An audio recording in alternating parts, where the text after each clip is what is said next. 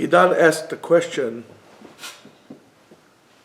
what do we get out of, or what could we get out of this whole Hannukah business? Is that correct?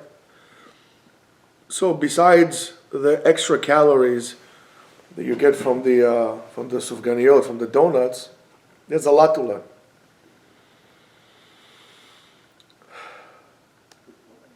The holidays, Jewish holidays or events altogether, are not just something that you read the halachot of what to do or not to do, or you just look at it from the historical point of view. Everything should be or could be reflected also on your inner self and your own journey throughout life. So Hannukah symbolizes a certain battle, and the battle that was a spiritual battle, a war, a physical war, but on a spiritual issue. And the issue was, are you going to be staying or remaining Jew and practicing Jew? We, as people, face those situations almost daily.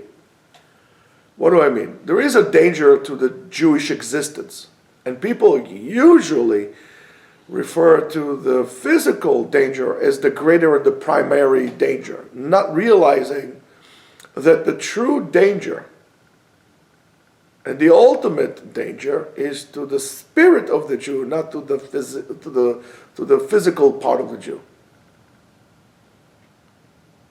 If you look at the United States, or you look at other countries in the world, we have lost a lot of Jews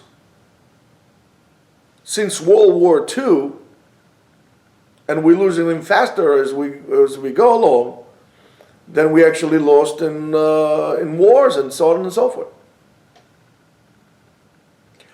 If you look at the Israeli demographics, most of the Israelis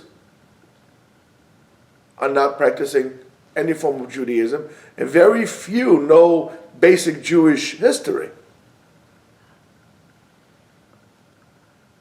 The story of Hannukah teaches us, first of all, to acknowledge that and to teach us the ability that we have as people to come up with bravery, to put yourself in place of discomfort and sometimes even danger for something that would stay for a long time in terms of generations. That's the Jewish spirit and Judaism per se.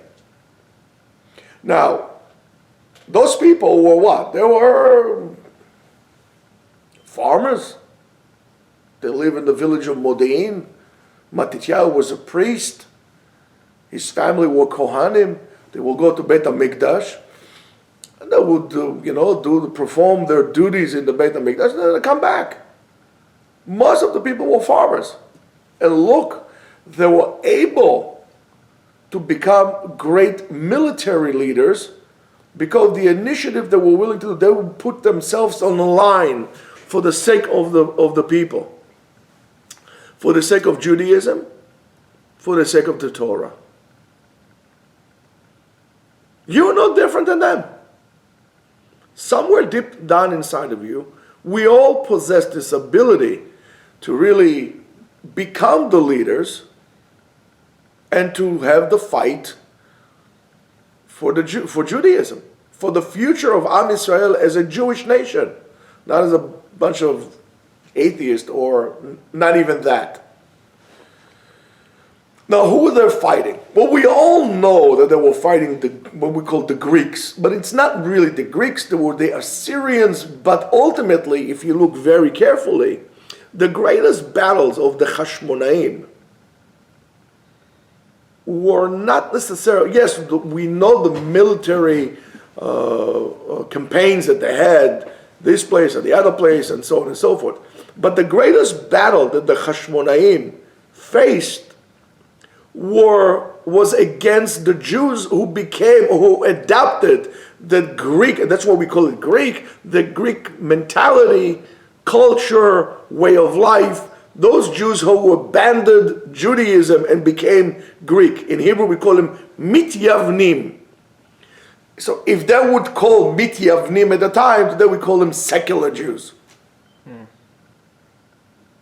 And you see, for example, it's interesting to me that right now in Israel, we have somewhat of a battle like this, again, because of the new elections that they had in Israel.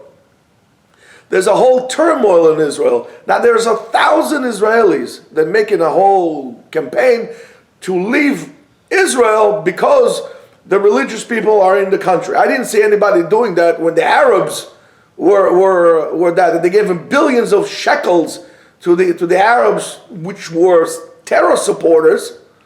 But people are willing to leave Israel just because the religious parties. Why? Because they are saying, even secular Jewish kids should learn Gemara. They want to take anything Jewish out of the Jewish state. And that's why it's not such a Jewish state anymore. Those battles that happened then still exist within us today. The division of the Jewish nation today in Israel is like the division of the Jewish nation at the time of the Second Temple. The separation of the Jews in outside of Israel, in exile, and their disconnect between the brothers who live in Israel is the same thing then of the Jews in Babylonia to the Jews who live in Israel, and today the Jews who live in America to the Jews who live in Israel. It's the same thing. I'll tell you something. If you read Josephus Flavius, one of the things that the Romans were concerned about, and they actually put road blockades on the way from Babylonia, around Syria. So they were afraid that the Jews of Babylonia, which were at the time few millions, will come out and rise up to fight against the Romans. But now the Romans will they will kind of sandwich between the Jews of Babylonia coming like this and the Jews of Israel pushing from here. The Romans will be in the middle. They did not have the force for that. They tried to do, but then they realized that they're not interested in that. They didn't do anything, and they just said, okay, they're not going to fight. How many American Jews today, if God forbid something happens in Israel, or anywhere else in the world, will rise up to the occasion and will say, you know what? I'm here for my brothers. We saw it during the campaigns in Gaza when they had all this stuff, where Israel was bombarded with tens of thousands of missiles. And you had Jews demonstrating against Israel, in college campuses. The battle is not the battle of, a goy calls you a dirty Jew or something. That's something to deal with. But you realize that the glory of Judaism, when it goes down by the Jews, it also goes down by the goyim. So I view the rise in anti-Semitism as, in a way to awaken the Jews to Judaism, and therefore it goes hand in hand.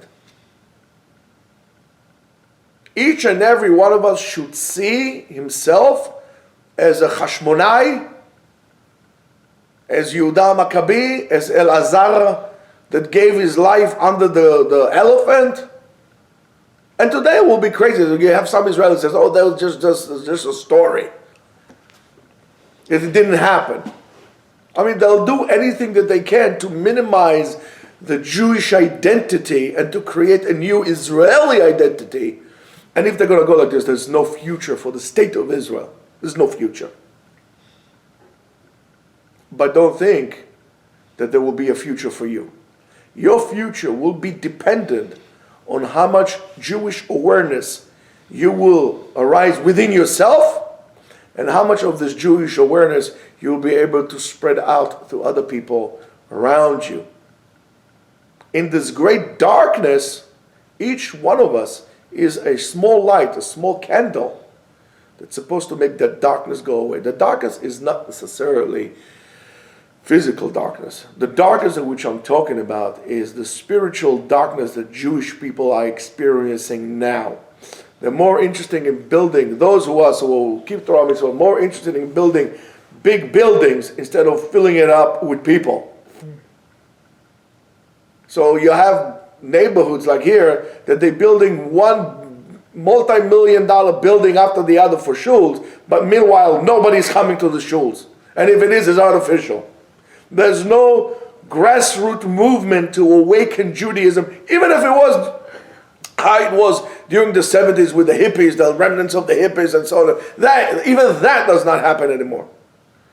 We are slowly going into a spiritual cardiac arrest, both in America and in Israel. And that's not good. So what you're taking from Hannukah? You're taking is that b'makom she'en ish, heyeh ish. When nobody is a man enough to do it, you'll be the man to do it. Even if you're the last man standing, even though it's hard, get off your comfort zone. Don't be lazy.